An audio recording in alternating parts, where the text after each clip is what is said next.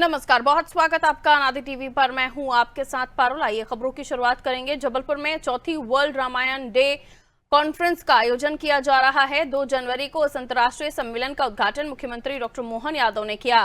सम्मेलन में भाग लेने के लिए देश विदेश से बड़ी संख्या में राम भक्त और विद्वान पहुंचे थे और कार्यक्रम में बिहार के राज्यपाल आरिफ मोहम्मद खान भी शामिल हुए।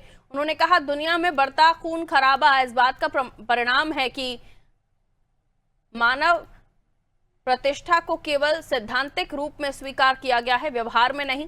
उन्होंने कहा, हजारों सालों से कई संस्कृतियों में मैं तुमसे बड़ा हूं इसलिए मेरा प्रभुत्व होना चाहिए जैसी सोच रही है, जिससे संघर्ष बढ़ा।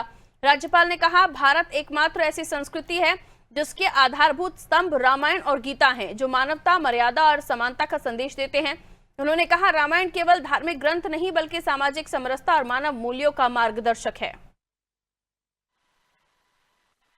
मेरा मानना है कि मैं पूरे वक्त इसी पे ही बोला हूं कि जो दुनिया में खून खराबा हो रहा है ये इसलिए हो रहा है कि हमने सैद्धांतिक रूप में मानव प्रतिष्ठा को स्वीकार कर लिया है, लेकिन हजारों साल से या जब से भी है हमारी संस्कृतियां परिभाषित हुई हैं।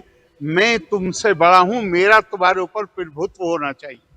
दुनिया में अकेली संस्कृति भारत की संस्कृति है जिसके आधारभूत जो स्तंभ हैं वो रामचरितमानस है, गीता है, वेद हैं, जिसमें ये कहा गया है कि किसी के अंदर भी दूसरे के अंदर दिव्यता देखो। जब मैं आपके अंदर दिव्यता देखूंगा तो मैं आपसे नाराज भी हूंगा तो भी आपके पैर पे पैर नहीं रखूंगा।